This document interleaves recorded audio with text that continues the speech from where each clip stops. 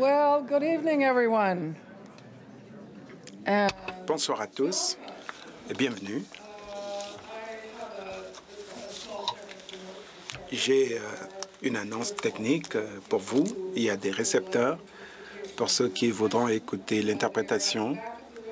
C'est à l'arrière de la salle, n'est-ce pas, Don? Oui, juste à l'extérieur.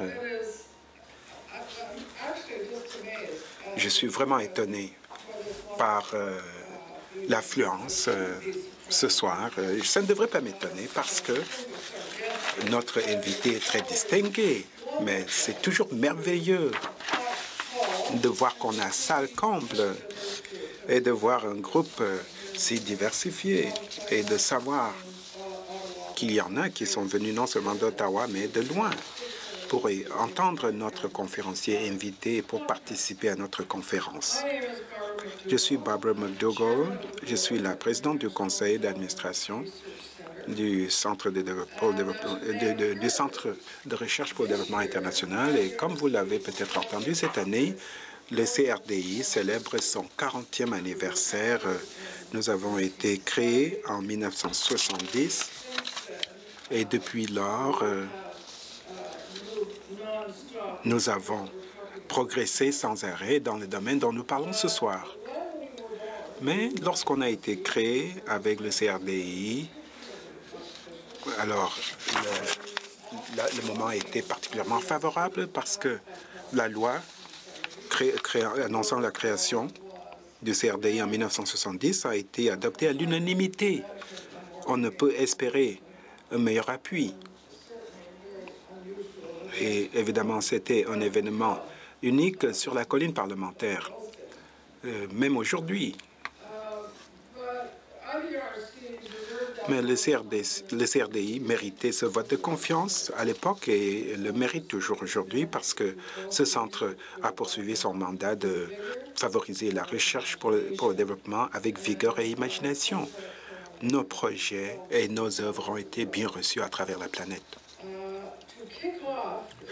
Pour lancer sa cinquième décennie, donc, le CRDI veut souligner l'impact durable des connaissances scientifiques et techniques que nous avons aidé à créer. Et d'où cette grande série de conférences qu'on a intitulée « Les conférenciers de renom ». Au cours de l'année, le CRDI accueillera certains des meilleurs cerveaux du développement international, parmi lesquels il y a le politicien sud-africain Trevor Manuel, l'économiste et politicien jordanien Rima Khalaf Hunaidi et l'historienne canadienne Margaret McMillan. Ces conférenciers de renom vont donner des conférences sur une série de questions d'actualité. Nous aimons résumer ainsi ces conférenciers. Ils sont brillants, ils sont en train de changer le monde et ils sont en train de donner des conférences gratuites. Voilà la partie que nous apprécions le plus.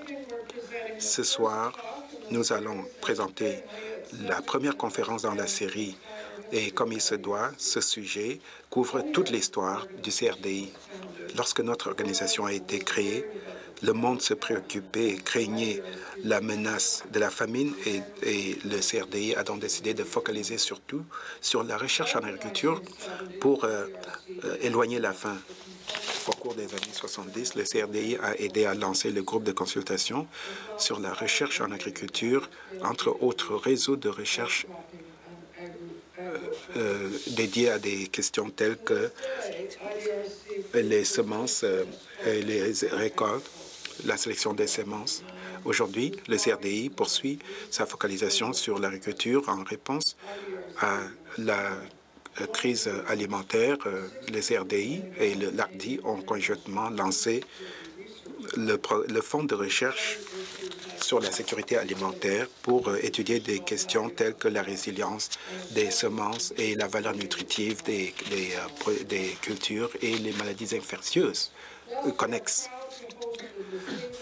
Nous sommes donc fiers d'accueillir l'agronome distingué d'origine éthiopienne et américaine, le Dr Gebisa, qui va nous parler de la revitalisation de la recherche pour la sécurité alimentaire mondiale, sujet d'actualité s'il y en a. L'année dernière, il a été honoré pour ses efforts sur les cultures résistantes à la sécheresse et sur l'amélioration des semences pour les agriculteurs. Et pour ce travail, il a reçu le prix mondial de l'alimentation, qui est l'équivalent en agriculture du prix Nobel. Et le CRDI a appuyé le docteur Ejeta au début de sa recherche et a financé sa recherche sur les moyens de protéger les récoltes sur ce qu'on a appelé la striga, pardon. Et j'ajouterai qu'après la conférence du docteur Gebisa, il va répondre à vos questions. Et la séance de questions-réponses sera animée par le vice-président du CRDI pour les programmes et les partenariats, M. Ruhinton Medora. Avant que le docteur Gebisa lui-même arrive sur le podium, nous allons présenter une courte vidéo sur sa vie et son œuvre grâce au prix mondial pour l'agriculture. On a late summer day at Purdue University, Dr. Gebisa Ejeta roams the fields of the world's leading sorghum research program. Sorghum, one of the world's 5 principal cereal grains, is a major source of food, fuel, and material. Tracing its origins to Africa, it is a crop of unparalleled importance to hundreds of millions of people. The story of our laureate also begins in Africa, in the hills of west-central Ethiopia. Born in the village of Wolonkomi, Gebisa Ejeta was raised in a one-room thatched hut by illiterate parents and learned very early of life's hardships. In my household, in as much as I had lots of love because of the limited income, life was a struggle on a daily basis. So hunger is something that I have personally experienced.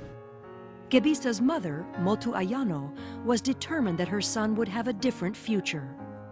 She made a series of sacrifices to provide an education for her only child. When a school opened in the village, she scraped together the funds to enroll Gebisa. Of all the people that have made a difference in my life, she is the most important. He continued his schooling in a neighboring town 20 kilometers away. This is a road that we travel on every Sunday.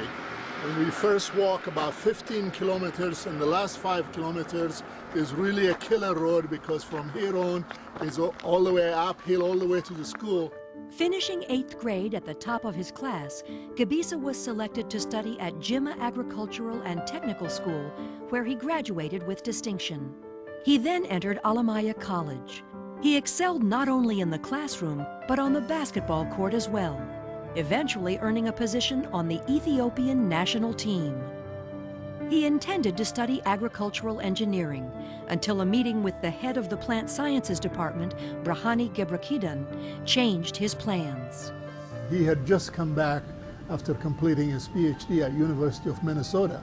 And so just about a year before he got back to Ethiopia, he had heard of Noam Borlaug's Nobel Prize. And so he used that as an incentive to tell me the opportunities that one will have in studying plant sciences. Shortly after obtaining his plant science degree from Alamaya, it would be a scientist from another university in the American Midwest that would dramatically alter the course of his life.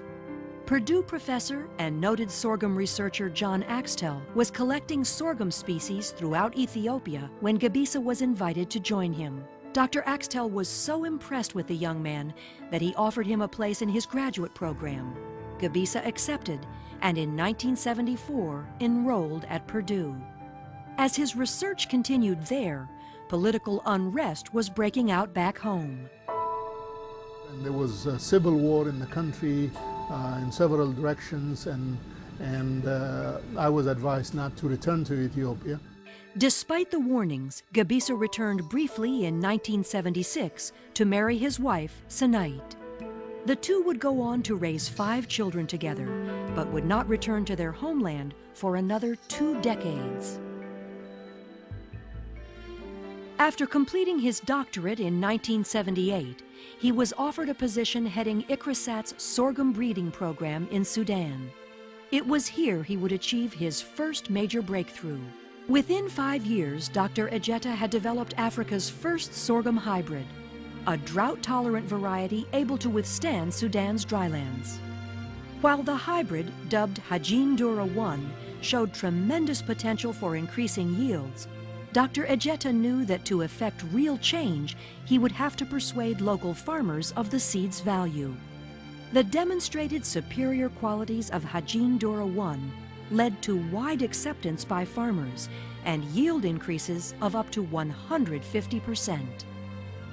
With funding from USAID, Dr. Ejeta then set out to create a national seed production and distribution system, which led to an explosion of the commercial seed industry. Thousands of Sudanese farmers have now harvested over 1 million acres of Hajin Dura 1, and more than a dozen seed companies are operating throughout the country. Yet despite the success of the drought-tolerant hybrid, sorghum growers in Sudan and throughout Africa were still experiencing devastating losses from an old foe, the parasitic plant Striga. Commonly known as witchweed, Striga is estimated to cause crop losses of up to 40% of Africa's total cereal harvest. The parasite inflicts most of its damage while hidden underground and can lie dormant in the soil for up to 20 years, rendering traditional control methods ineffective. By the time the Striga plants emerged above ground, it had already spent weeks parasitizing the host plant, and so the damage has already been done. Trying to control the Striga through hand hoeing and cultivation is really an exercise in futility.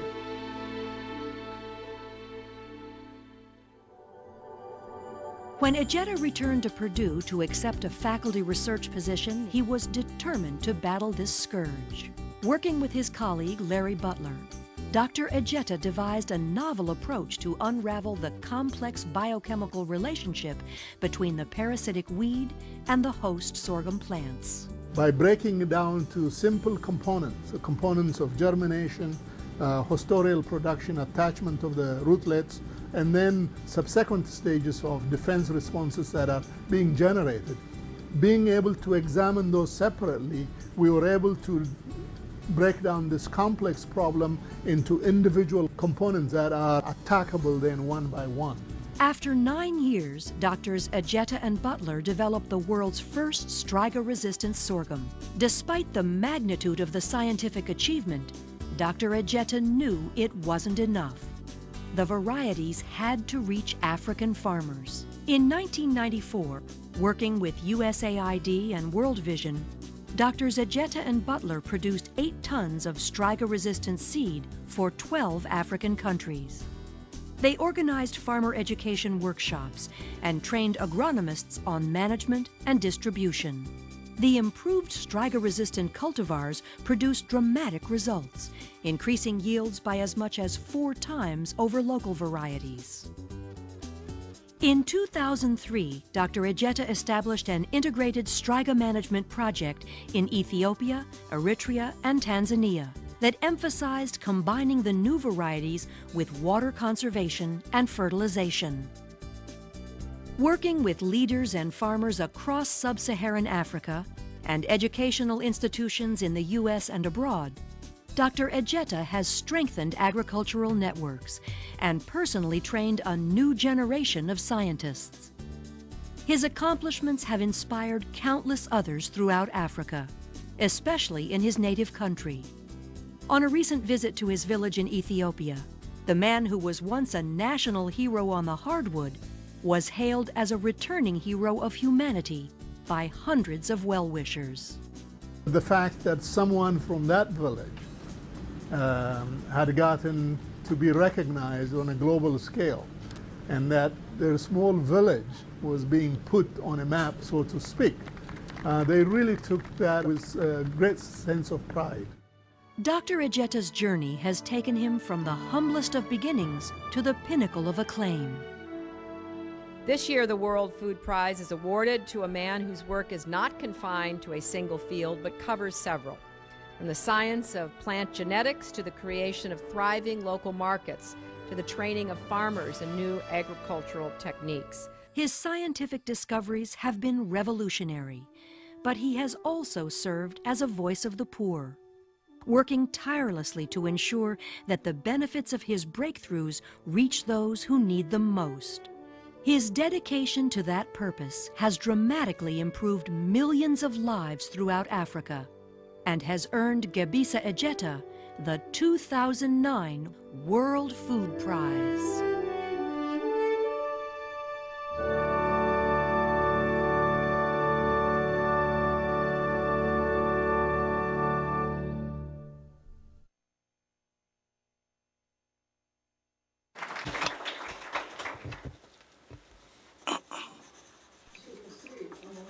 Alors, vous voyez, entre autres choses, qu'il est très grand.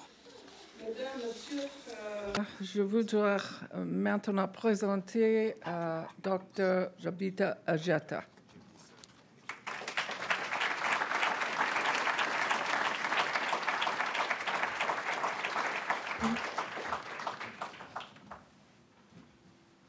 Thank you very much for... Merci beaucoup pour votre présentation, de m'avoir présenté. Et merci également de m'avoir invité ici ce soir et de me permettre d'inaugurer la série de conférenciers de renom pour le 40e anniversaire du CRDI. Je dois avouer dès le début que, comme vous l'avez entendu, mon premier poste après ma diplomation, c'était au CRDI, dans un projet d'amélioration du sorghum appuyé par le CRDI, que mon mentor a reçu. Il m'a recruté et 3 autres jeunes hommes, on était 4, on a travaillé là-dessus pendant 1 an. Et nous tous, on a été reçus dans des universités prestigieuses au Canada. 3 d'entre nous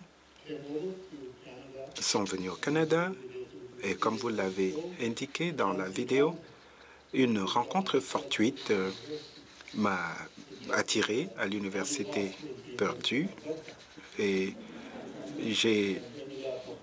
je voulais aller à l'université de l'Alberta et je me suis retrouvé finalement à l'université de Purdue, dont je suis en transfuge. En tout cas, merci beaucoup de ne m'avoir pas tenu rigueur pour cela. Alors moi, j'aimerais commencer mon propos par ce commentaire, parce que vous verrez que dès que j'entame mon discours, je deviens plus passionné. Et je dois avouer dès le début que toute ma vie, et surtout ma vie professionnelle, est basée sur 2 grandes expériences que j'ai eues. L'une, c'est l'histoire que vous avez suivie dans ce documentaire sur la pauvreté, ma naissance pauvre ou ma jeunesse pauvre en Éthiopie.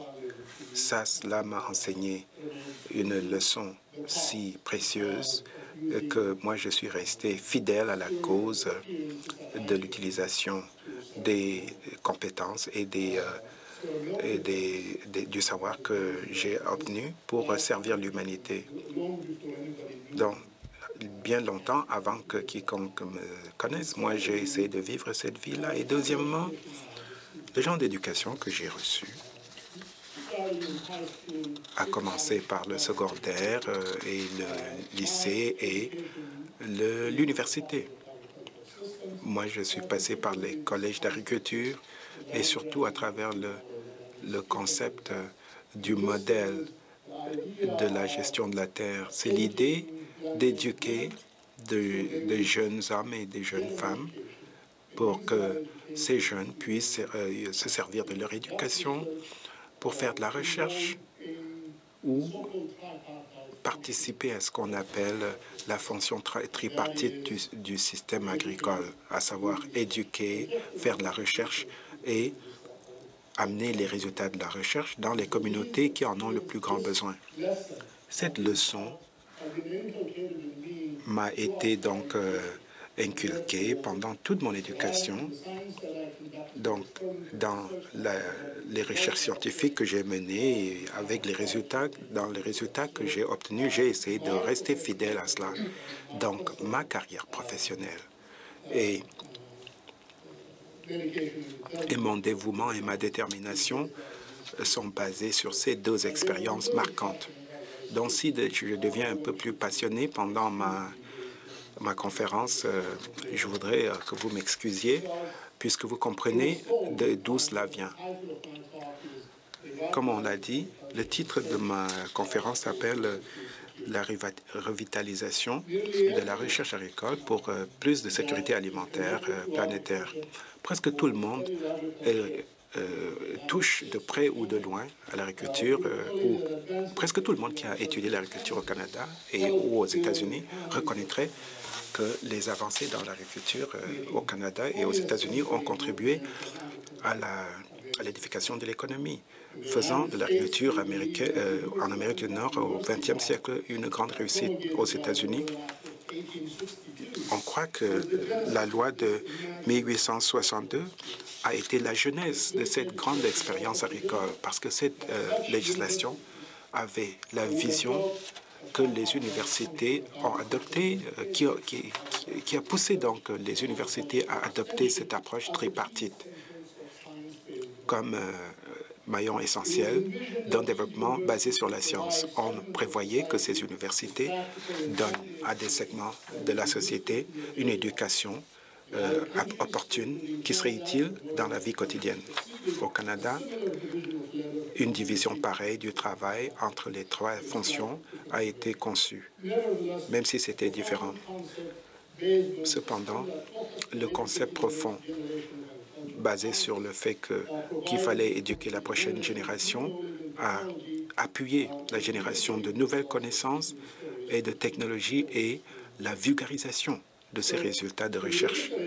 Donc, pour réitérer ce que j'ai déjà dit et pour vous préparer pour ma présentation, mon hypothèse est que la sagesse du 19e siècle a mené à une révolution agricole remarquable au XXe siècle en Amérique du Nord, mais que malheureusement, ça a également mené à la complaisance et à la négligence des sciences agricoles et de la pratique agricole au XXIe siècle. Et si j'ai raison, eh bien, moi, je crois que cela va exacerber le problème de l'insécurité alimentaire mondiale.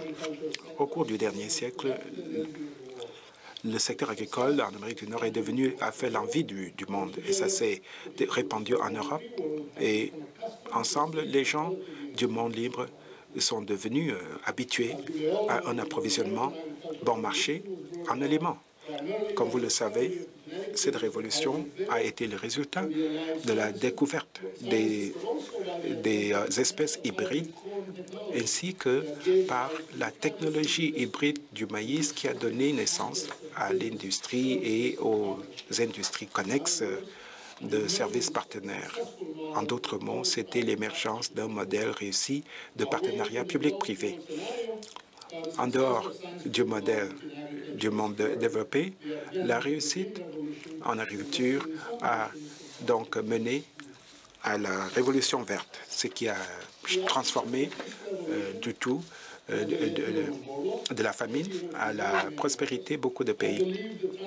Et je crois que les changements apportés par l'agriculture moderne en Iowa a permis à mon mentor de rêver à ce que les pays en développement puissent vaincre la faim.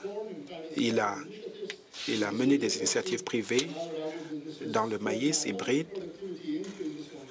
et cela a mené à l'accroissement de la productivité dans les fermes et amélioré la vie des Américains en milieu rural et urbain.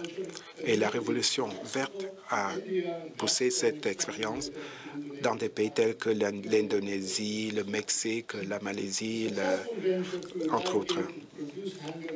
Et on a pu donc vaincre la faim dans ces parties densément peuplées grâce à l'agriculture. Mais ça se serait arrêté là en l'absence d'investissements soutenus des gouvernements et des fondations en agriculture, en recherche et en vulgarisation, et sans l'infrastructure et sans l'appui à travers des crédits par les gouvernements locaux. Mais la révolution verte a manqué l'Afrique. Je crois que la raison principale pour laquelle l'Afrique a été laissée pour compte. Et pourquoi? C'est parce qu'on a eu, dans les années 60, la révolution verte en Asie, mais l'Afrique indépendante était toute naissante. Les infrastructures manquaient pour une révolution agricole en Afrique. À la fin de la guerre mondiale et vers le milieu des années 60, juste après l'arrivée ou la naissance de nouveaux pays africains indépendants, très peu d'Africains ont été diplômés en agronomie. Il y avait très peu d'infrastructures sur notre continent. Les vestiges des anciennes entités laissées par les leaders coloniaux n'étaient pas alignés aux priorités du développement africain. Les fermes africaines étaient des stations d'essai pour le coton, le café, le thé et le cacao. Malheureusement, ces programmes de recherche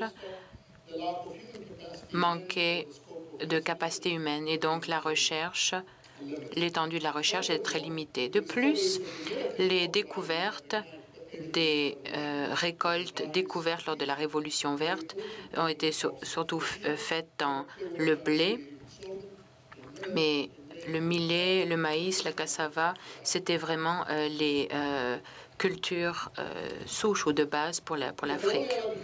L'agriculture coloniale et la recherche, de plus, les découvertes donc de ces variétés qui ont lancé la Révolution verte en Asie étaient dans des espèces qu'on ne retrouvait pas en Afrique. Donc l'Afrique n'était pas prête pour la campagne de développement agricole de l'époque. Ainsi, l'Afrique subsaharienne est devenue la seule région dans le monde où la faim et la pauvreté prévalaient. Je ne vais pas vous donner toutes les statistiques. Aujourd'hui, le monde dit qu'1 milliard de personnes, 1/6 de la population mondiale, souffrent de faim chronique.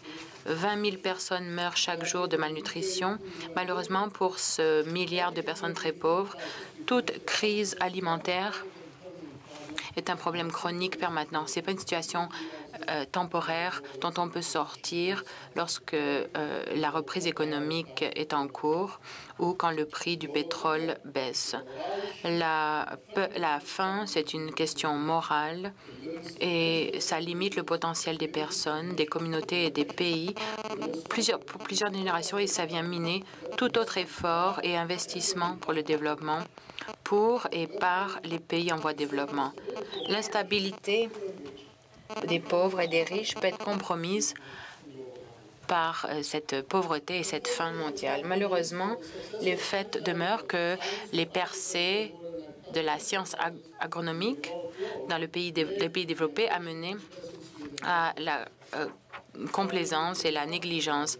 L'activité agricole est devenue une source de profit. L'agriculture a transformé les pratiques, certaines pratiques. On a investi,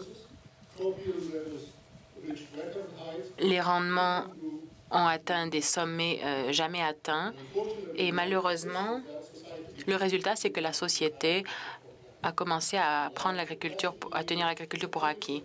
Et on n'a pas écouté les besoins sociaux, les besoins de la société.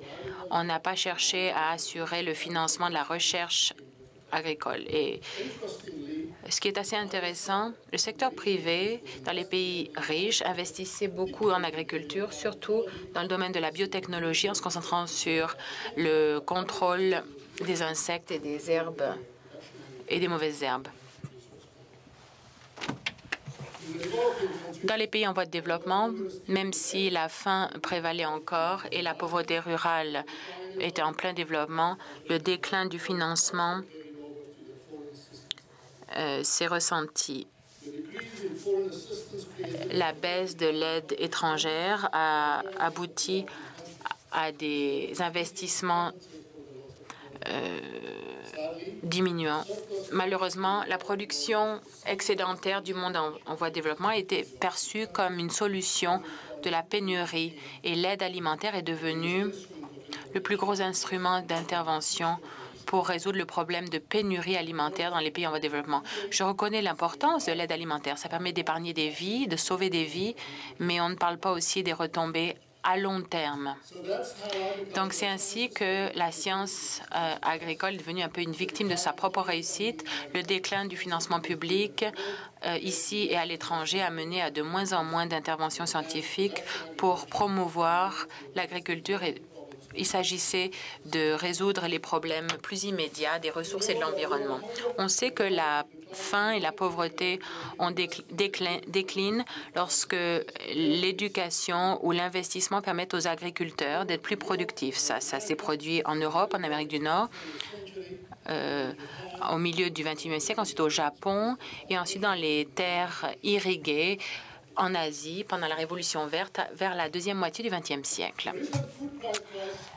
La crise des prix alimentaires aurait dû nous réveiller.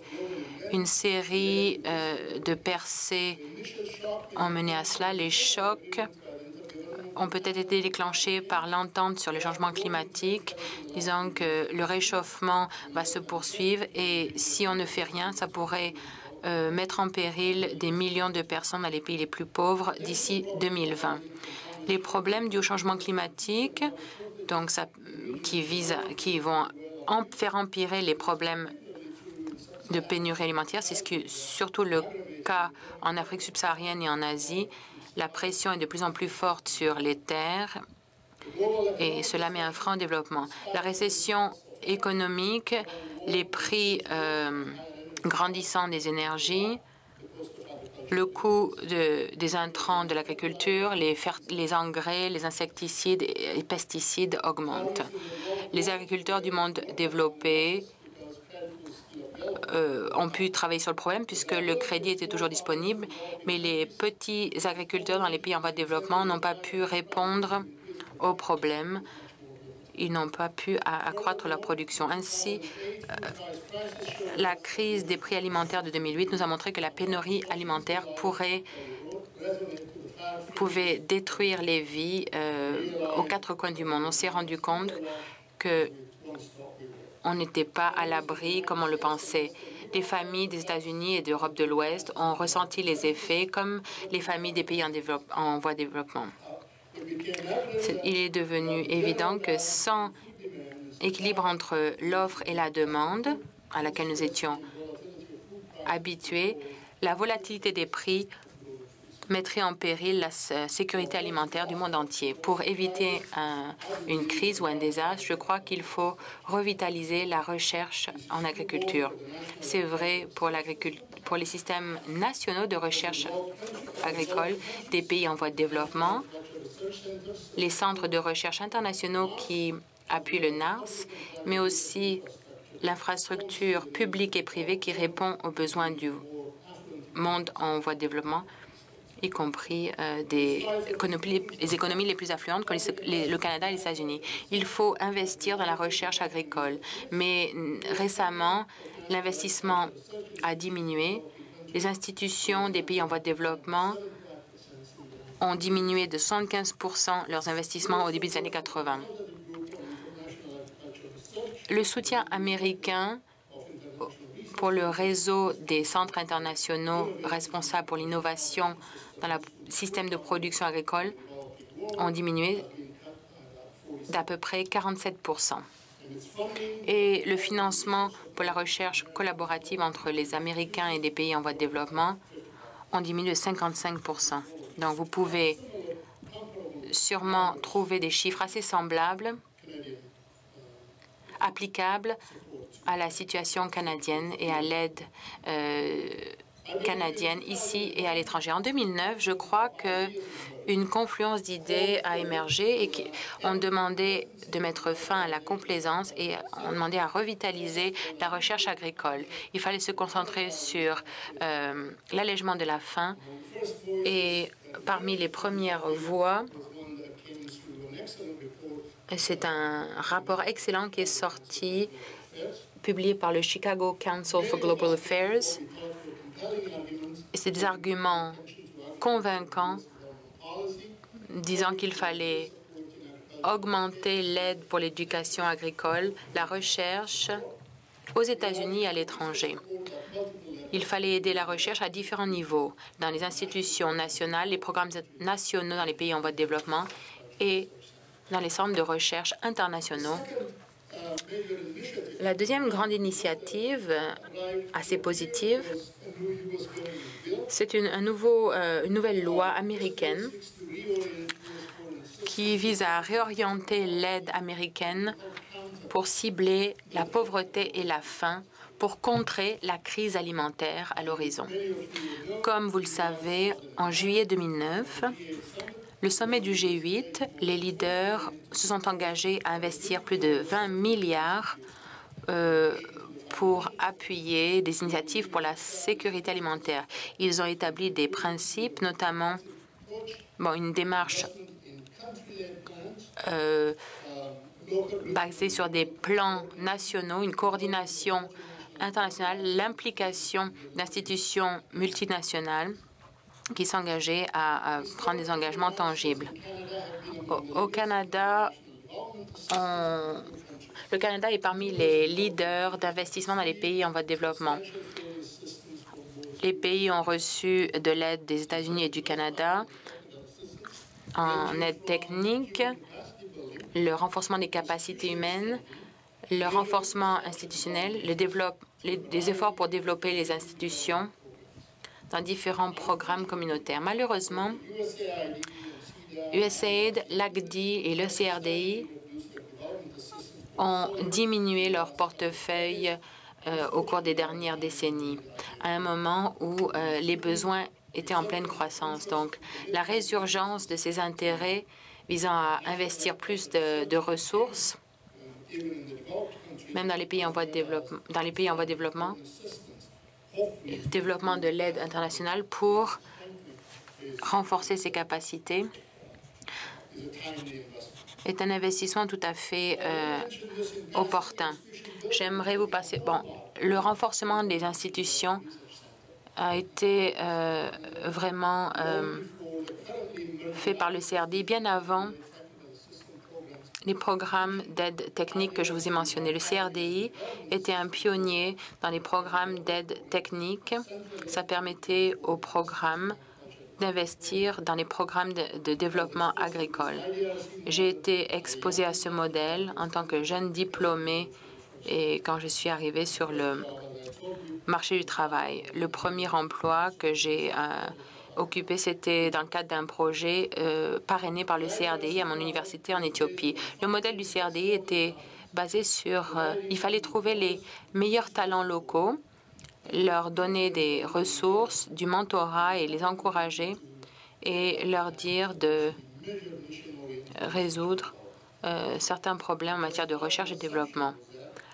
L'hypothèse de base, c'était que les gens du coin connaissent leurs problèmes et avec l'aide appropriée et une bonne éducation, ils pourraient élaborer des solutions qui permettraient de résoudre les problèmes locaux bien mieux que le feraient les experts internationaux. Je remercie encore le CRDI pour cette éducation et pour cette grande sagesse. J'aimerais également ajouter le fait que l'aide en matière de capacité humaine pour revitaliser les infrastructures, c'est une priorité, un besoin prioritaire pour les pauvres pays en voie de développement. Récemment, j'étais à Nairobi, au Kenya, et j'ai été dans un laboratoire à Nairobi, le centre BECA, un établissement qui a été créé et bâti quasiment avec l'aide de l'ACDI. J'ai été dans cet établissement au mois de décembre, une semaine après la visite de M. Bill Gates. Et j'étais heureux de voir dans sa lettre annuelle l'enthousiasme avec lequel il a souligné l'importance de l'ACDI. Ce centre était un centre d'excellence et je pense que vous devriez vous en réjouir. Alors, combien de temps me reste-t-il? 10 minutes, très bien. Alors, je vais vous parler maintenant de la revitalisation de la recherche en agriculture. En fait, nous sommes confrontés à de nombreux défis dans ce domaine. rapidement, je vais vous dire comment et pourquoi nous devrions financer la recherche pour relever tous ces défis. L'agriculture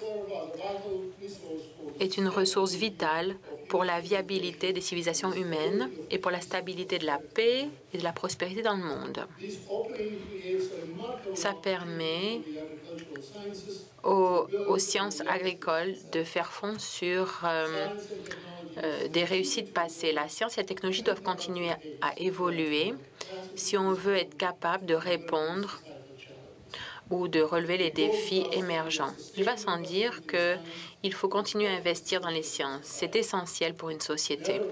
Quoi qu'il en soit, à mon avis, il est vital que ces investissements soient ciblés et axés sur certains objectifs. Les sociétés qui n'investissent pas pour revitaliser la science ou le secteur agricole risquent de faire face à d'autres crises lorsque les prochaines rondes de pénurie seront parmi nous.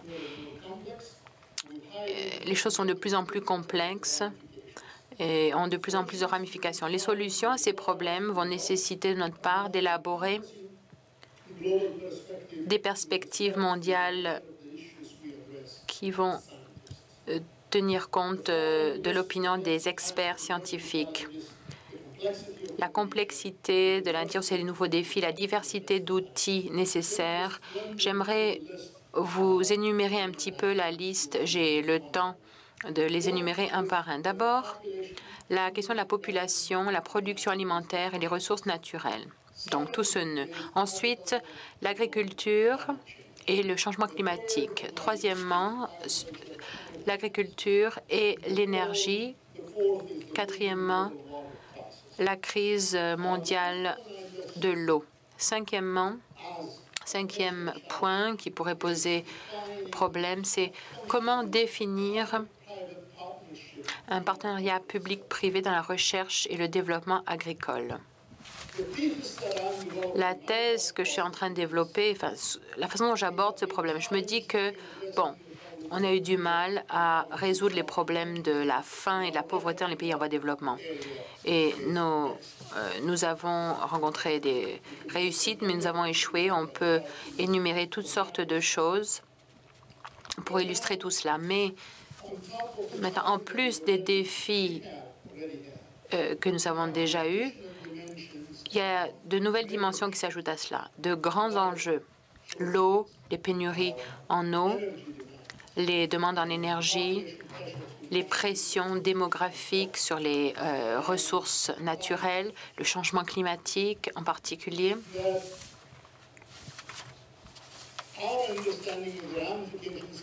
Notre compréhension des ramifications de tous ces grands défis additionnels, bien, il va sans dire que ça aura des répercussions énormes. Ces grands défis on les retrouve partout. J'ai travaillé avec 3 institutions différentes au cours des 12 derniers mois. Ces 3 institutions ont dressé une liste des grands défis de l'heure ou à l'horizon. Bon, les listes sont peut-être différentes, mais sont assez semblables et incluent tous les points que je vous ai mentionnés plus tôt.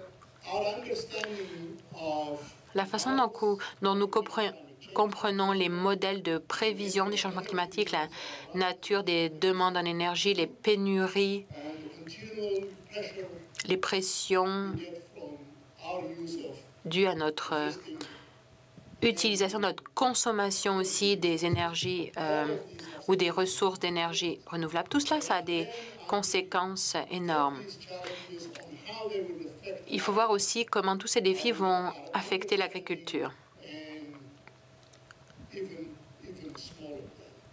Je crois qu'on ne comprend pas vraiment les effets potentiels. Par exemple, si on regarde le changement climatique, qu'aurions-nous besoin de faire? Quelles recherches? Les activités de recherche seront très complexes pour comprendre tout cela. On a fait pas mal de progrès grâce à des activités de recherche ciblées qui nous ont donné une certaine base. Le secteur privé a mis au point des produits, mais ces problèmes sont de plus en plus complexes et nous aurons besoin d'une démarche holistique pour comprendre tous ces problèmes.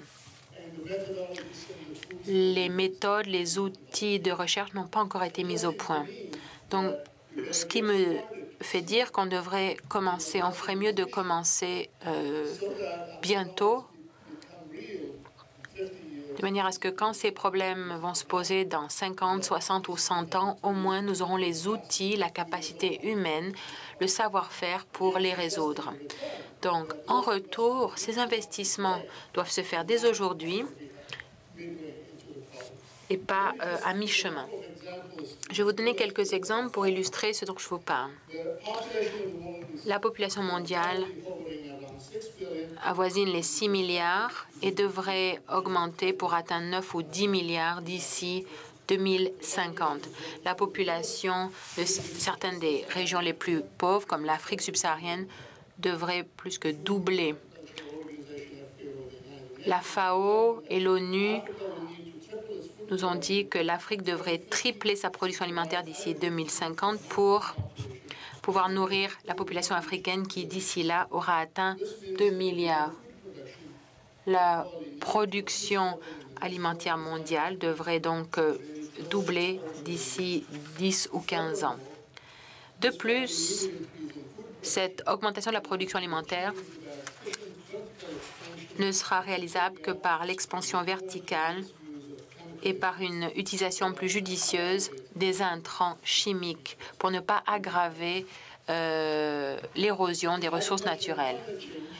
Pour ce qui est des changements climatiques, les climatologues s'entendent pour dire qu'il y aura beaucoup de changements climatiques au cours des prochaines décennies. L'émission de gaz à effet de serre dues aux activités humaines auront une incidence énorme sur l'agriculture au cours des prochaines décennies. Dans les tropiques, les rendements seront moindres, moins stables à cause des températures qui seront à la hausse, changement de tendance, beaucoup plus d'inondations. Les émissions accélérées de gaz à effet de serre vont causer des changements extrêmes dans la météo et perturbent les saisons. Ce sont là les conditions potentiellement désastreuses pour l'agriculture. Et le changement climatique est jumelé à la demande croissante que représente la démographie galopante mènerait à l'insécurité alimentaire. L'agriculture en Afrique subsaharienne serait encore plus frappée que d'autres régions. Beaucoup d'études prévoient des réductions d'environ 10 à 20 dans le rendement des cultures vivrières en Afrique subsaharienne. D'après certains scientifiques, dans le Sahel, la production même de cultures très solides telles que le sorgho pourrait devenir plus difficile. On croit que la recherche sur de nouvelles variétés de cultures vivrières serait la voie de la réussite, même si les modes d'adaptation ne sont pas tout à fait déterminés. Je passe à travers mes notes sur l'agriculture et la crise appréhendée de la pénurie ou de la rareté de l'eau pour parler du partenariat public-privé. Et je vais terminer ma conférence avec ces remarques. La revitalisation donc des sciences agricoles est très nécessaire pour éviter une autre crise alimentaire et pour assurer la sécurité alimentaire dans un monde où la demande pour les aliments croît. Assurer la sécurité alimentaire locale est nécessaire pour la prospérité et la paix.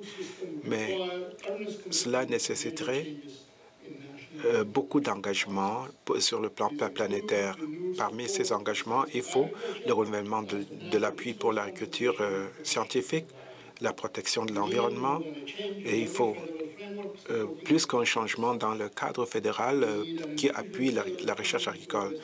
Il faut accroître le financement de la recherche et empêcher la perturbation dans l'approvisionnement en aliments et gérer les systèmes agricoles. Les problèmes de l'agriculture deviennent de plus en plus complexes, nécessitant donc une approche intégrée et holistique. Régler ces problèmes complexes nécessite la modernisation des talents nécessaires ainsi que plus de ressources financières pour appuyer des efforts honnêtes. Les investissements passés dans la recherche agricole ont mené à des solutions à des problèmes, aux problèmes d'antan, et nous en sommes fiers.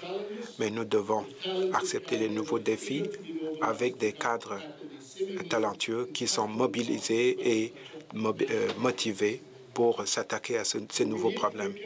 Mais nous devons insuffler dans la nouvelle génération de scientifiques agricoles le sentiment, la détermination dont j'ai parlé au début de ma conférence. Je suis sûr qu'en le repensant, les problèmes peuvent être réglés. Il y a de nouvelles possibilités de financement qui pourront catalyser la revitalisation de la science agricole. Et cela pourrait aider à créer une nouvelle ère. On pourra avoir donc de nouvelles solutions scientifiques aux problèmes de la faim et pour la protection de l'environnement. Moi, je suis optimiste vu les efforts faits avec l'aide technique et que cela sera reçu de façon favorable aux États-Unis, au Canada et dans les pays en développement. La revitalisation du programme de recherche agricole avec une approche holistique pour l'agriculture durable, c'est la clé pour éviter la répétition de la crise alimentaire et pour éviter donc la crise appréhendée de la rareté de l'eau. Merci de votre attention.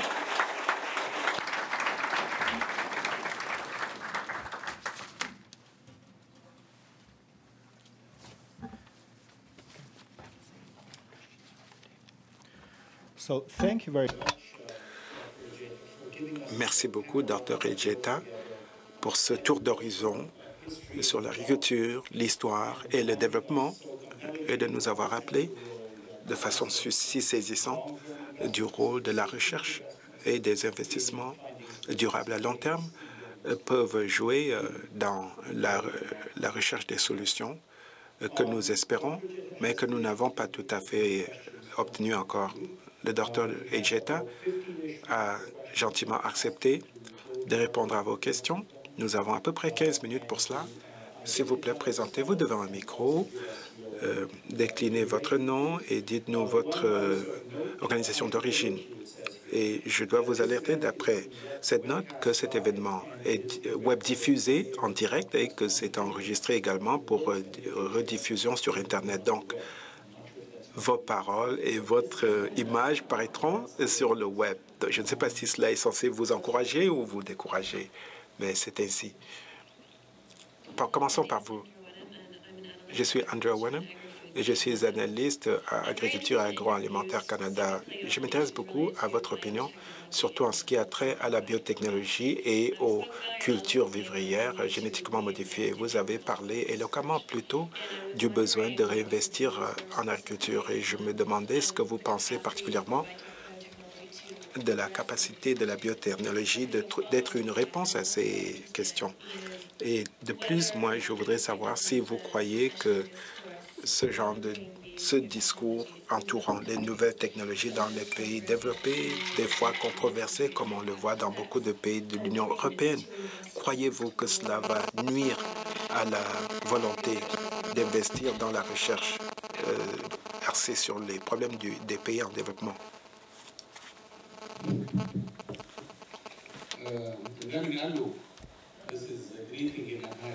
Moi, je vous salue en Amérique. Dr. Ejeta, ne vous excusez pas d'avoir, ne regrettez pas d'avoir raté l'Alberta parce que la plupart des chercheurs en Alberta sont de l'Université Purdue.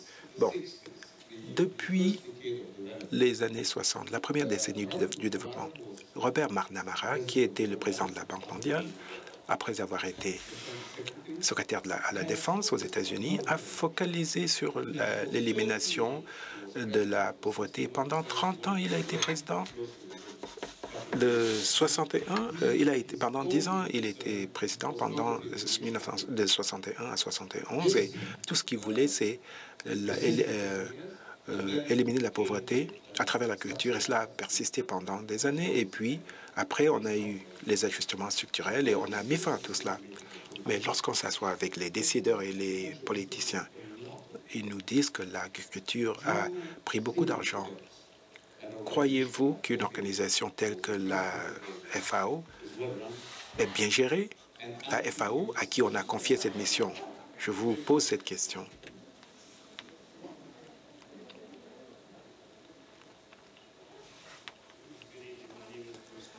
Bonsoir, je suis Bruce Moore, je suis ici à titre individuel. J'ai pris ma retraite récemment des Nations Unies où j'ai dirigé la coalition pour les terres à Rome, une alliance de personnes qui travaillent pour le droit à la terre pour les pauvres.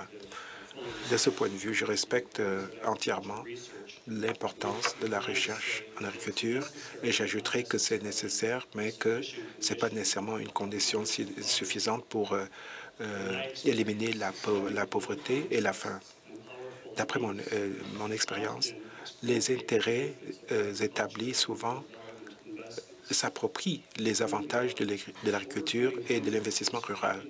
De plus, pour vaincre la faim, il faut tenir compte du constat que dans beaucoup de conditions agricoles et écologiques, les petits agriculteurs produisent plus de vivres par portion de terre que l'agriculture industrielle. Alors, quelle leçon pouvez-vous partager avec nous sur la façon dont un plus grand investissement en recherche agricole ne ferait que tomber entre les mains d'une poignée et qui ne serait pas exproprié par des élites et des groupes transnationaux?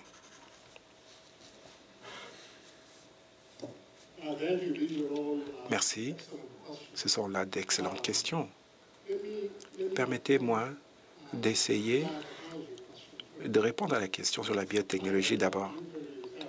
J'ai donné une entrevue cet après-midi à un groupe avec qui j'ai partagé mon opinion là-dessus. Donc peut-être que vous devriez attendre la diffusion de cette entrevue.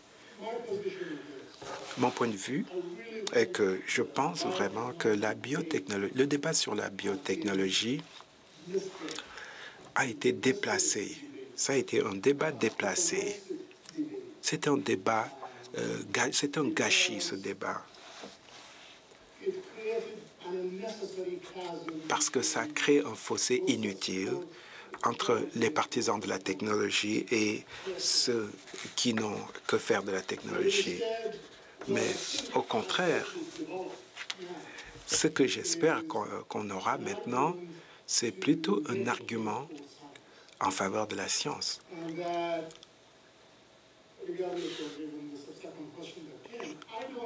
Et je ne connais pas de société dans ce monde qui ait développé son économie sans développer son agriculture. Et aucune société n'a pu y arriver sans la science. Donc la science et la technologie sont vraiment essentielles. Il y a la science on a déjà des solutions scientifiques qui peuvent régler les problèmes d'aujourd'hui. Et puis, il y a une science qui peut régler les problèmes de demain. La biotechnologie offre beaucoup de potentiel et pour nous aider à régler des problèmes que nous ne pouvons régler avec la science d'aujourd'hui. Mais il faudra y investir. Donc, essayez de prôner cet investissement et dire que la biotechnologie, en disant que la biotechnologie va sauver le monde, ce serait un argument raté. Je pense que la biotechnologie est une technologie importante qui nécessite des investissements, mais ce seront d'énormes investissements. Qui va investir dans ces technologies? Le secteur privé a défini de façon très étroite les problèmes auxquels il est prêt à s'attaquer et a réussi là-dedans. Mais les grands problèmes sociaux qui nécessitent des investissements, des publics ou privés, ou de la biotechnologie, eh bien, ces investissements vont passer par l'agrandissement de la biotechnologie et en parlant à des gens qui n'appuient pas la biotechnologie et en les traitant d'ennemis.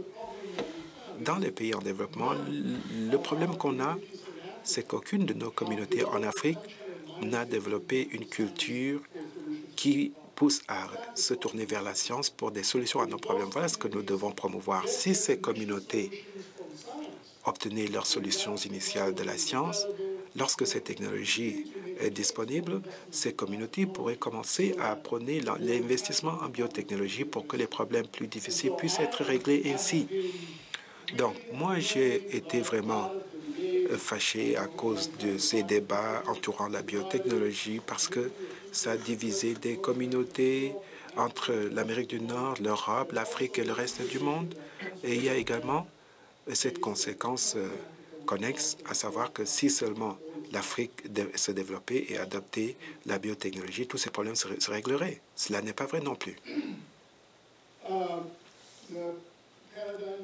Alors, le changement paradigmatique qui a eu lieu en Afrique, j'ai écrit récemment un document où je lamentais, je regrettais le fait que les pays en développement n'ont jamais eu la chance de fixer leur propre programme parce que, d'une part, leurs dirigeants n'ont jamais cru en la valeur de l'agriculture et des sciences agricoles et n'avaient jamais investi dans leurs propres ressources et que leurs priorités ont été fixées par des agences extérieures et que ces paradigmes changeaient constamment. Non pas parce que c'était la chose à faire, mais parce que c'était la chose intelligente à faire pour s'assurer que le soutien pour ces qu'il y ait du soutien pour ces nouvelles initiatives.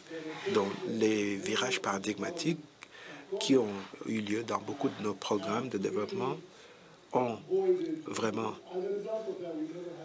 à cause de ces virages paradigmatiques, on n'a jamais développé la vitesse de croisière pour trouver des solutions. En d'autres mots, les virages paradigmatiques nous ont donné ne nous ont pas donné la longévité dont on avait besoin pour produire des résultats. Moi, je vais m'abstenir de répondre à la question de savoir si la FAO a été bien gérée ou pas.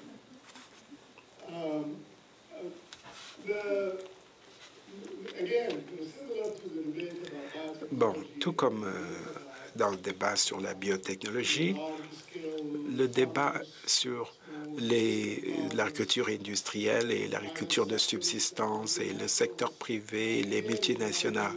Encore une fois, à mon avis, ça, c'est un faux problème.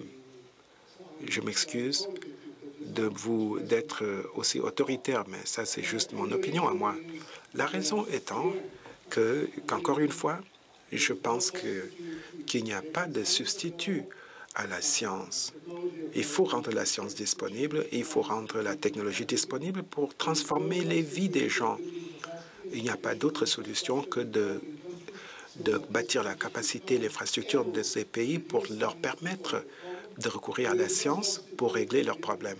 Il n'y a pas d'autre solution que d'adopter des politiques et d'avoir des dirigeants engagés dans les pays pauvres ou en développement pour qu'ils commencent à croire en la valeur de la science.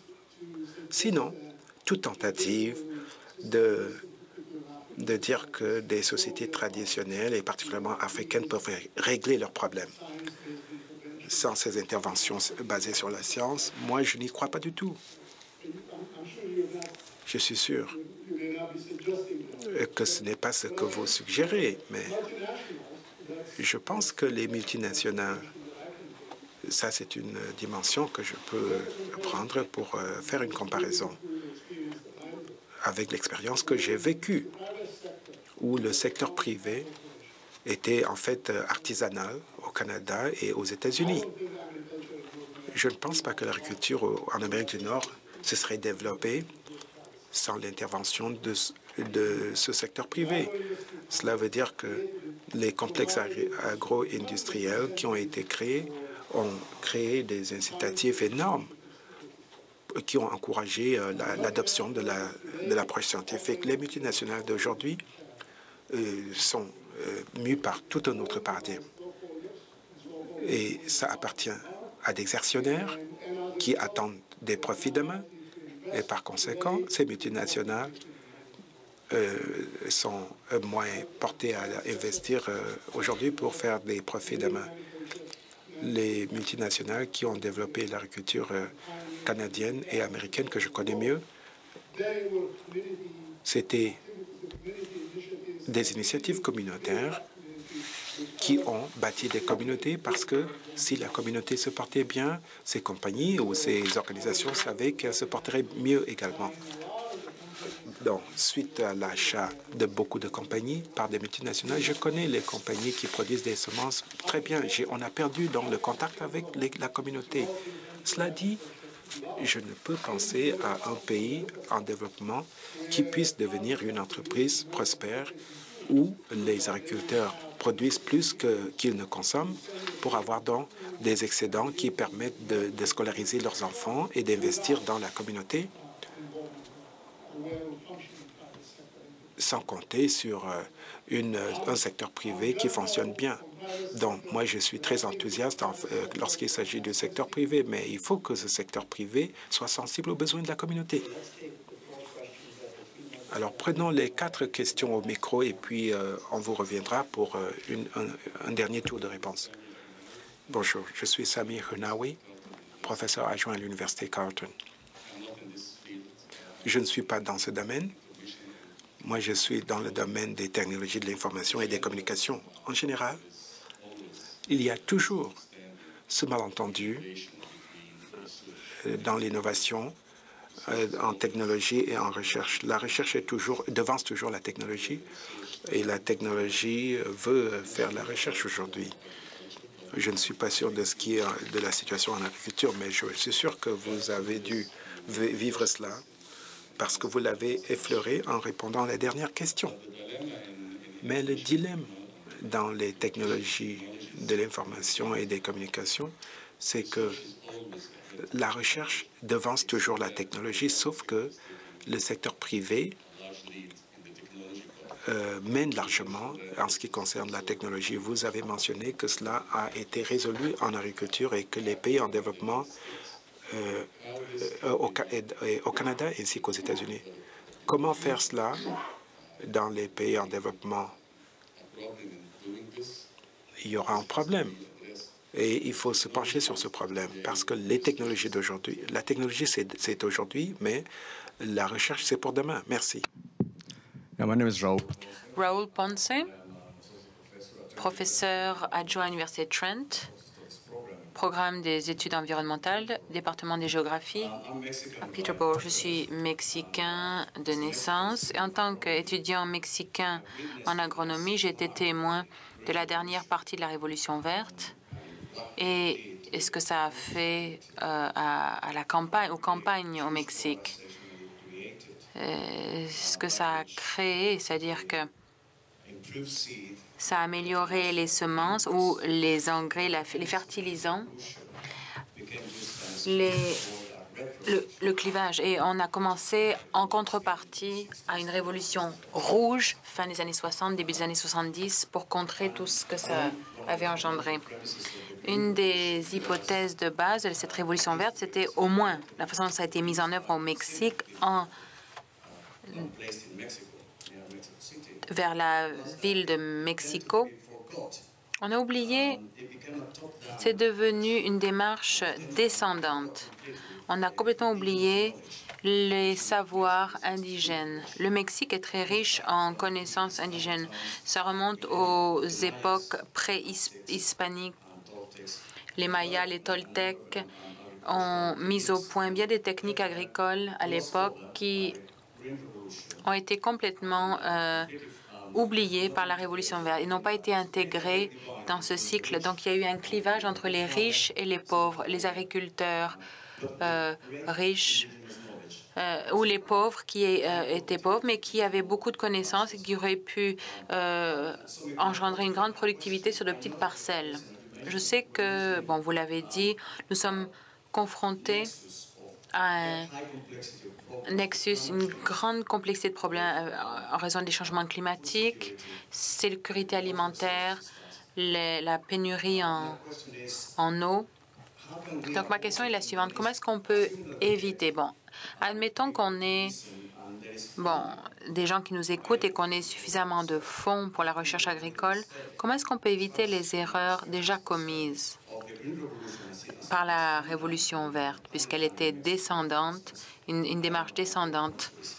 Je ne sais pas qu'est-ce qu'il y en est pour d'autres pays. Comment est-ce qu'on peut éviter cette erreur de la démarche descendante et tenir compte de la richesse des connaissances indigènes en agriculture? Après tout, les régimes vont et viennent, les philosophies vont et viennent, et les agriculteurs restent. Ils arrivent à survivre, dans certains cas, sur de très petites terres.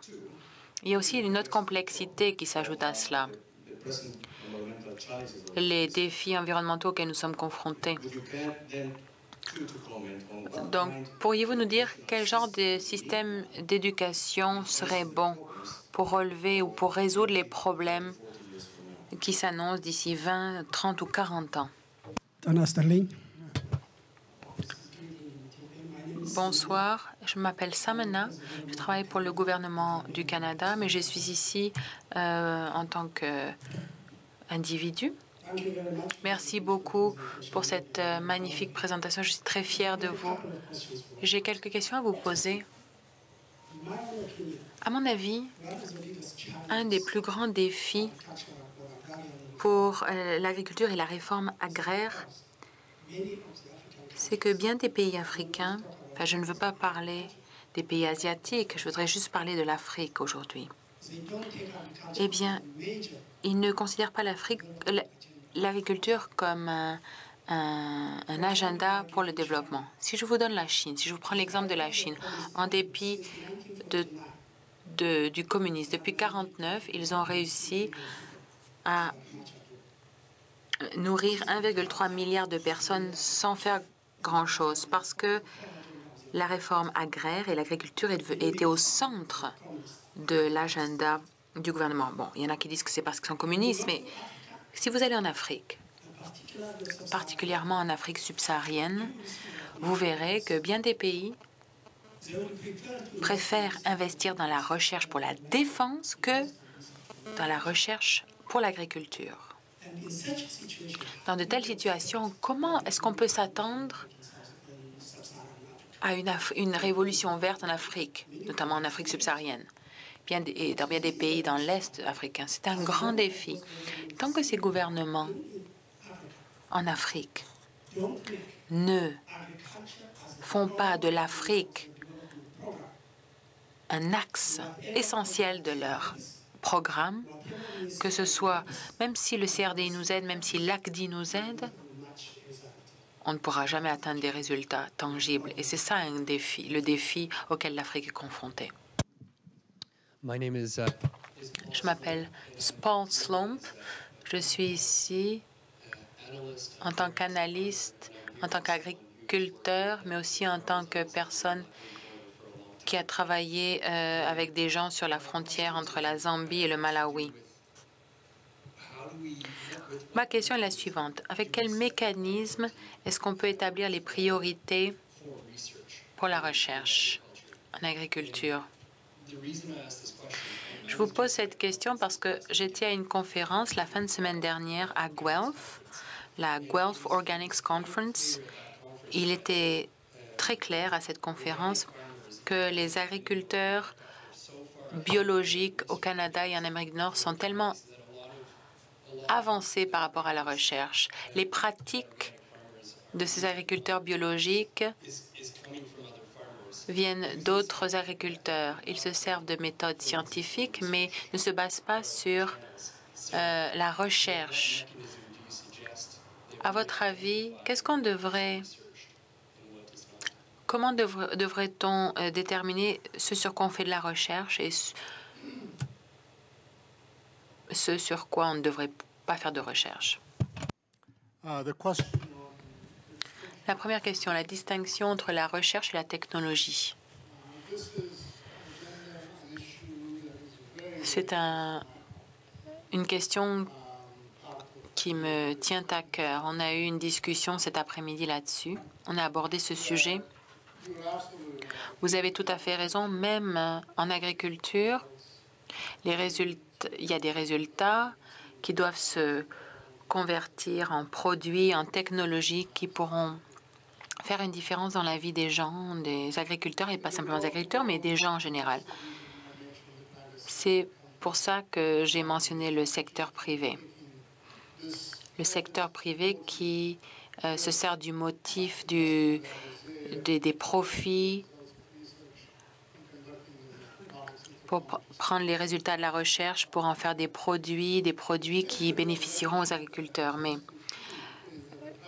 le secteur privé fait confiance.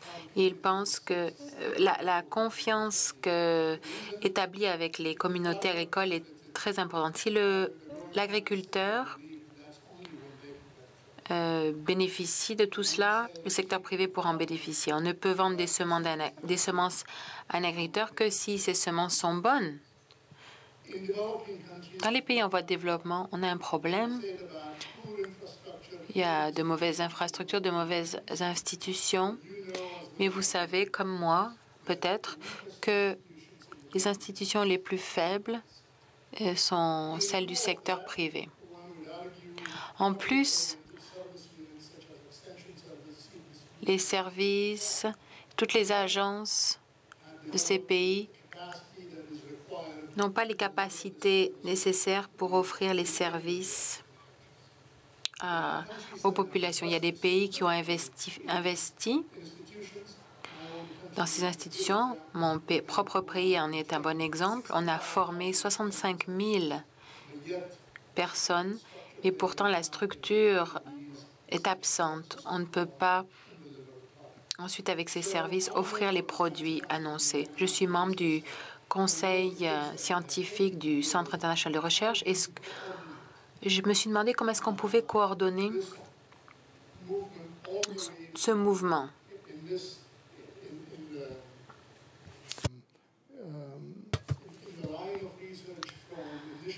De la recherche jusqu'aux idées, jusqu'aux résultats et jusqu'aux produits pour, en bout de ligne, faire une différence dans la vie des pauvres. Comment est-ce qu'on peut coordonner tout cela? Comment créer les différents postes? Comment reconnaître des entités avec les responsabilités nécessaires pour élaborer toutes ces technologies? Je ne sais pas comment ça peut être fait. Il n'y a pas eu d'exemple encore qui nous a prouvé que c'était possible. Même les institutions financées, même si vous encouragez le secteur privé, je ne vois pas. Bon, il y a beaucoup de gens qui parlent de partenariat public-privé, mais il n'y a pas de très bons exemples. Ce dont vous avez parlé, ça existe quand même dans les sciences agricoles.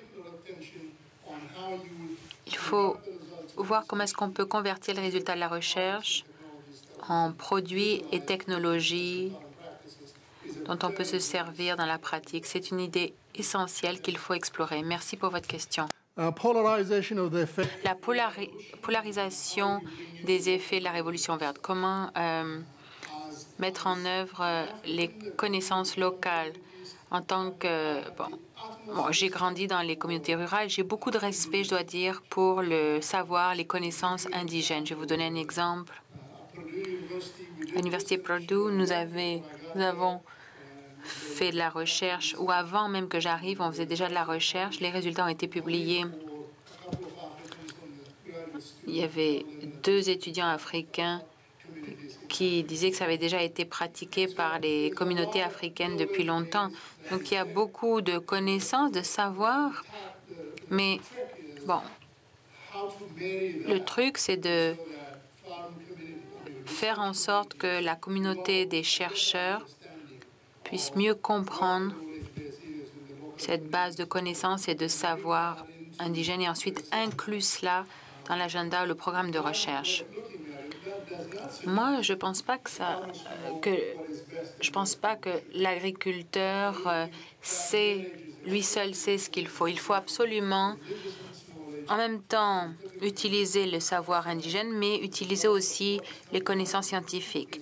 Le résultat de tout cela doit tenir compte du savoir et des connaissances indigènes, mais aussi ajouter la valeur de la science et de la recherche pour résoudre les problèmes. L'agriculture, pour le développement qui n'est pas prise au sérieux par les dirigeants africains, mais je suis d'accord avec vous, ça a été la raison, une des principales raisons pour lesquelles nous n'avons pas progressé dans le secteur agricole, parce qu'on n'a pas investi dans les secteurs clés, le renforcement des capacités, renforcement des institutions, adoption des conditions essentielles en matière de politique. Au lieu de cela, eh bien, on est devenu dépendant de l'aide étrangère. Cet après-midi, nous avons une excellente discussion avec un groupe au CRDI. Nous avons justement parlé des interventions qui ont eu lieu, des interventions des gens qui ont investi. Bon, vous allez dans n'importe quel pays africain aujourd'hui, vous êtes quelqu'un dans la rue et on vous demande, on dit voilà, il y a un programme de l'ACDI, du CRDI, de UNC, alors que ça ne devrait pas être le cas, ça devrait être des programmes nationaux et l'agenda, le programme devrait être dirigé par le pays, des programmes nationaux. Et ensuite, quand l'ACDI arrive ou quand le CRDI arrive, ce programme national devrait pouvoir dire, eh bien non, désolé, ce que vous nous proposez ne nous intéresse pas. Si vous voulez nous aider, voilà ce sur quoi vous devriez vous concentrer. Maintenant, ce que je veux dire maintenant, c'est que l'environnement en Afrique a changé. Il y a beaucoup plus de développement positif en Afrique. Et c'est pour ça que j'aime le thème de la conférence de demain, parce qu'il y a beaucoup de développement positif, beaucoup de choses positives, et on continue quand même à critiquer l'Afrique et on se base sur ce qu'on sait depuis 10 ou 15 ans. Mais plutôt, je vous demande de faire attention au dernier développement positif. Ayons l'humilité de changer les règles du jeu et plutôt changeons les règles du jeu et ne jouons pas comme on l'a fait depuis 10-15 ans. Respectons les programmes locaux. Il faut que ce soit des programmes qui soient dirigés par les pays. Je me souviens, bon, quand j'ai reçu le prix, j'ai eu l'honneur de rencontrer Bill Gates et je lui ai demandé, lors de notre conversation, je lui ai dit, bon, voilà une personne qui n'a pas de bagage politique, c'est un philanthrope. Bon, peut-être que, bon, enfin, par rapport à d'autres dirigeants gouvernementaux, lui, il n'a pas apparemment de parti pris ou de bagage. Est-ce que vous, votre femme, votre famille seriez prêts à vous entretenir avec des programmes nationaux et à les habiter, leur donner les moyens? C'est pas juste votre initiative. Il faudrait que vous leur disiez, bon, eh bien, fixez votre propre programme de recherche et de développement. Quels sont les domaines dans lesquels vous avez besoin d'aide? Et à ce moment-là, on vous fournira des experts. Ensuite, vous vous asseyez avec ces gens-là et vous leur dites, fixez vous-même vos priorités, vos programmes nationaux. Non seulement cela, mais osez investir vos propres ressources dès le départ, de manière à ce que vous soyez responsable de ce programme. Quand vous avez besoin d'aide, allez demander de l'aide de ces agences. Mais avant ce jour, bon, que ce soit fixer des programmes, de recherche. Bon.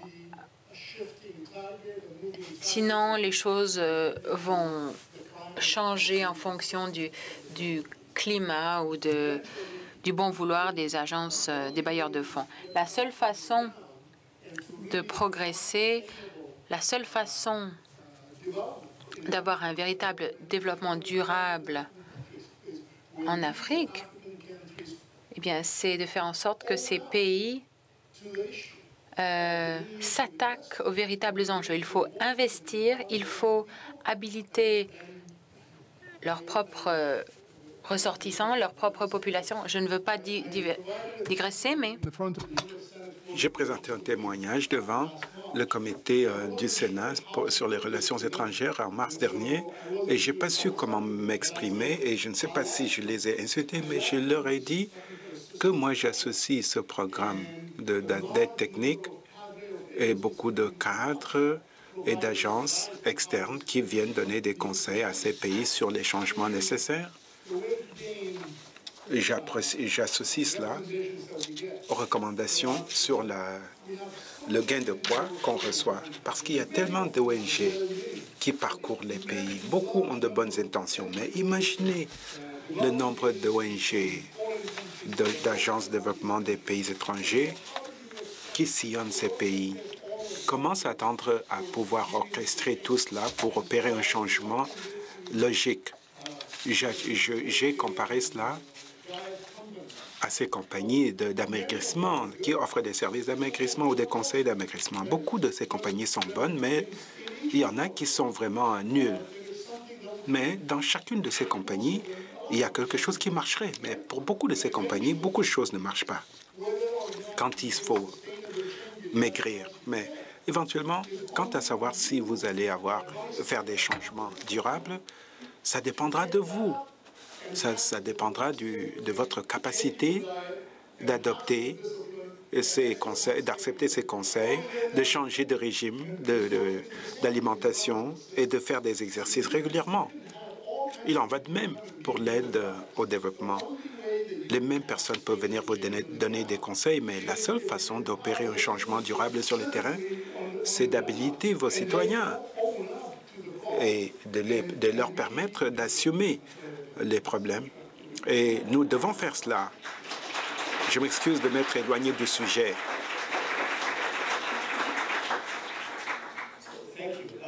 Merci. Le CRDI a été créé en 1970.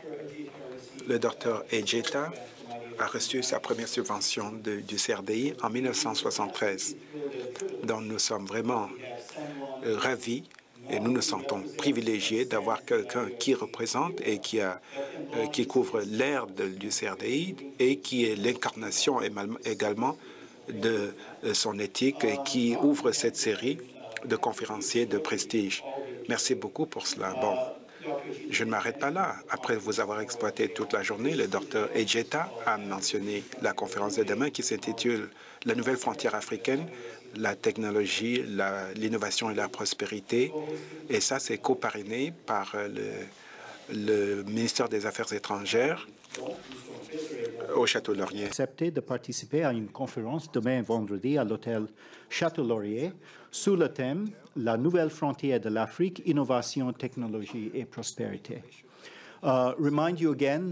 Je vous rappelle encore une fois que cet événement ainsi que les événements de demain et d'après-demain vont être sur le site web du CRDI. Donc, allez visiter ce site web. Merci beaucoup à vous tous d'être venus. Merci, Dr Ejeta, d'être venu, de nous avoir inspirés pendant tant de décennies et pour des décennies encore à venir, j'en suis sûr. Merci.